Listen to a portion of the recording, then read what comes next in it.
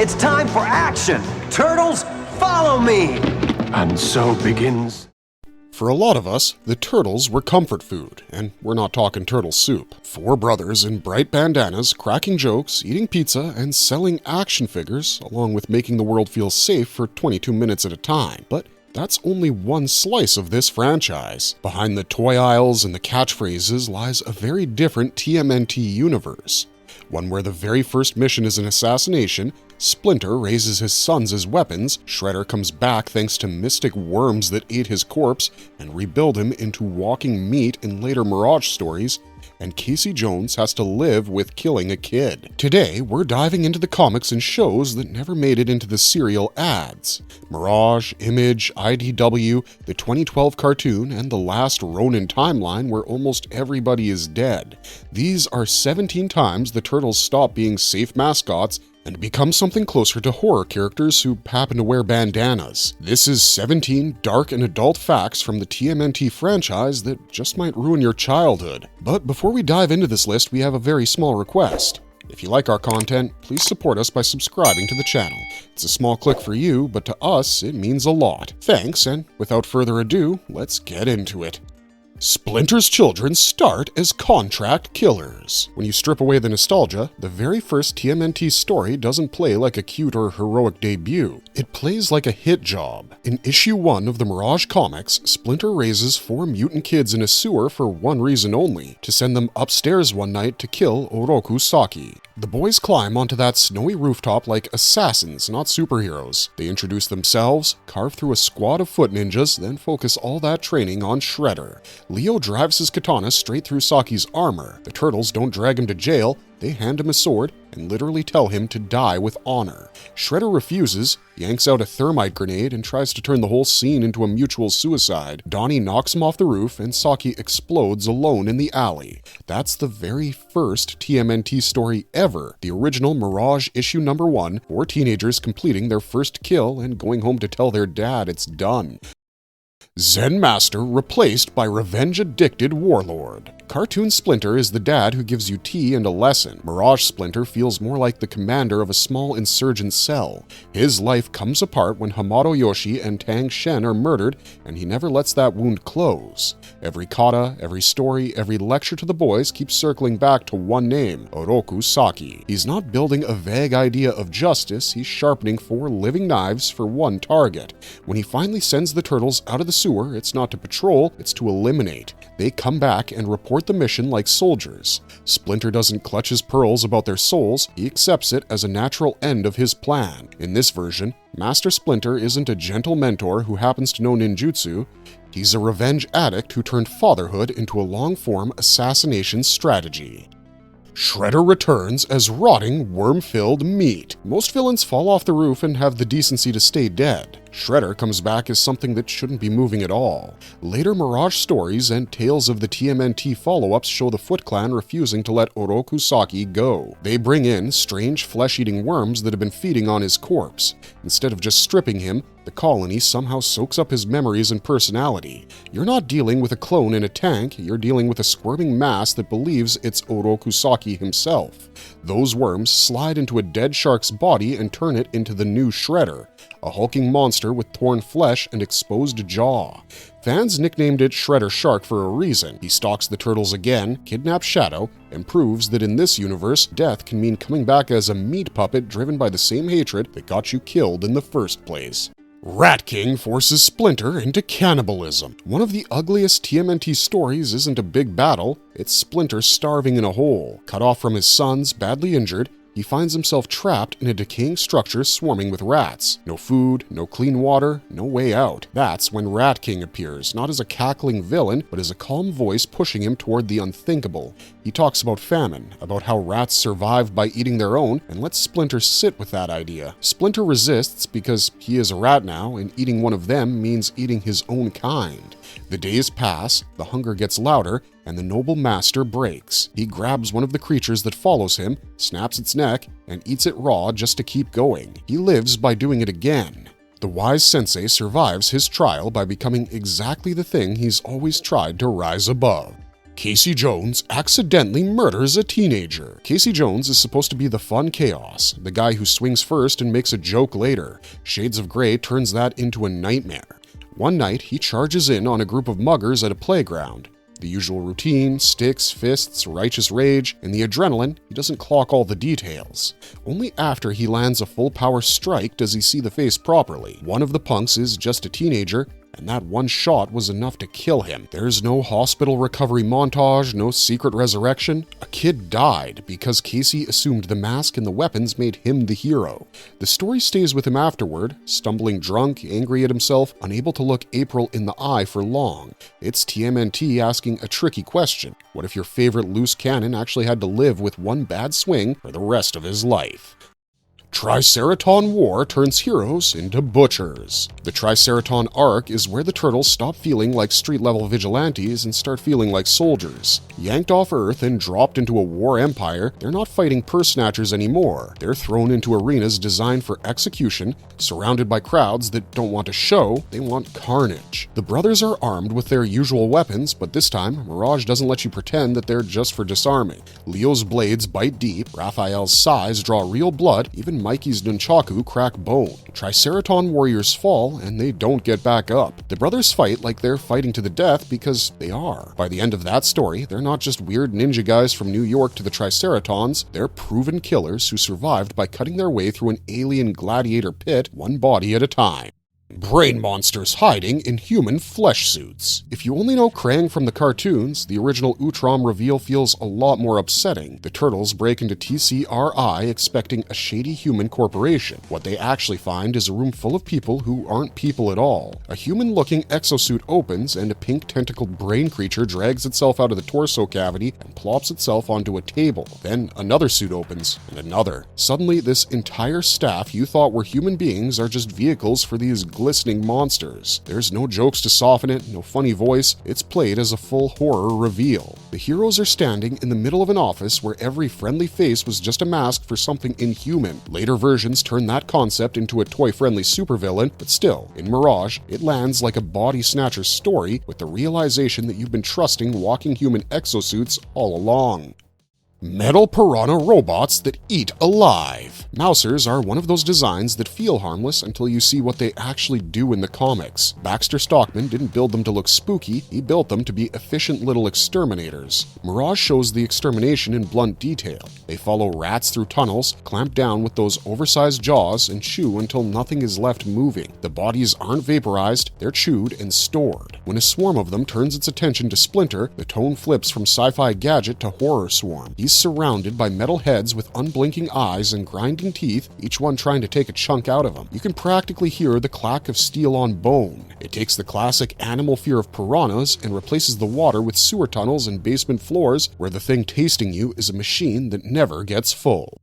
Donatello shares his body with a corpse. Donnie is usually the safe one, the guy who solves problems from behind a keyboard. In the Image Comics run, later reprinted as TMNT Urban Legends, he becomes the subject of a body horror experiment. During a chaotic attack by cyborg enemies, he's riddled with bullets. He survives long enough to end up on a helicopter, then gets thrown out and slams into the ground. That should be the end of his story. Instead, one of the damaged cyborg brain units literally crawls into his broken shell. It latches on to whatever is left of his nervous system and keeps him alive by merging with him. When he wakes up, he's not just wearing some new upgrades, he's a fusion of scavenged enemy hardware and living turtle tissue. His body moves because a damaged enemy control unit has literally wired itself into his nervous system. Every time he feels a new instinct or a cold, efficient thought, he has to wonder if that came from Donatello or from the thing that stole a ride inside his skull.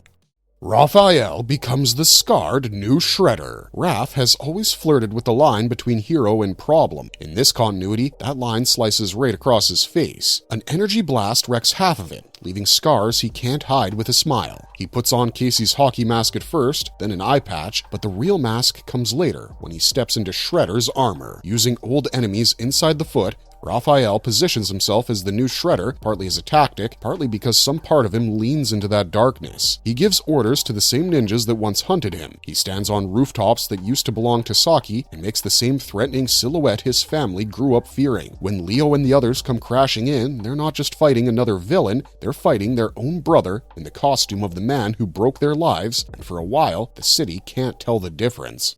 Nickelodeon lets Super Shredder murder Dad. The 2012 show is covered in bright colors and pizza jokes, but the Splinter and Shredder rivalry goes to a place most kids' shows would never touch. Years of bad blood and near misses finally lead to Season 4's two-part climax, Requiem and Owari. Super Shredder is no longer a guy in armor, he's a hulking mutation whose only real goal is to erase his old rival. When he gets Splinter alone, it's brutal and final. He impales the old rat, then hurls his body off a huge drop. There's no cutaway, no magical healing ooze, Splinter dies. And for a long stretch, the show actually sits with that grief. The Turtles have to keep going without their father or sensei, with Leo carrying the weight of finishing the fight and killing Shredder in a last rooftop showdown. For all the toys and gags, this version of TMNT lets the main villain murder the dad on screen and forces the brothers to live with it, even as later supernatural arcs complicate things.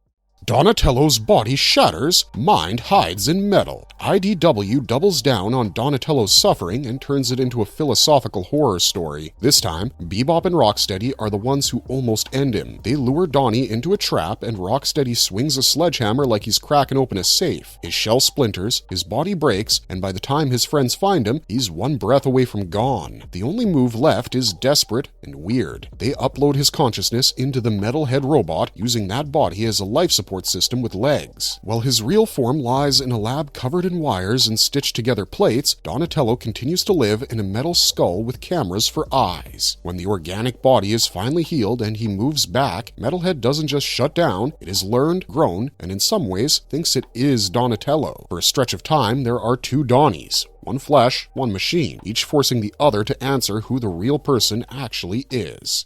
Leonardo's hero trauma starts to look clinical. Now, this one doesn't catch the eye easily, but once you see it, you simply can't unsee it. For many fans, the 2003 series is a serious cartoon, but even then, people forget how hard it is on Leonardo. After the war with Shredder, the battles in space, and the constant near-death calls, Leo comes home looking like a guy who stayed deployed way too long. He's jumpy, quick to anger, and cannot turn off mission mode. The slightest provocation from his brothers sets him off. Training stops being playful sparring and starts looking like a beating waiting to happen. The breaking point comes when he loses control and actually strikes Splinter hard in the dojo, crossing a line he swore he would never cross. The show never sits him down and says, "You have PTSD," but all the signs are there. From nightmares to guilt and hypervigilance, that's what sends him away to the Ancient One, not just to learn new moves, but because his mind is falling apart.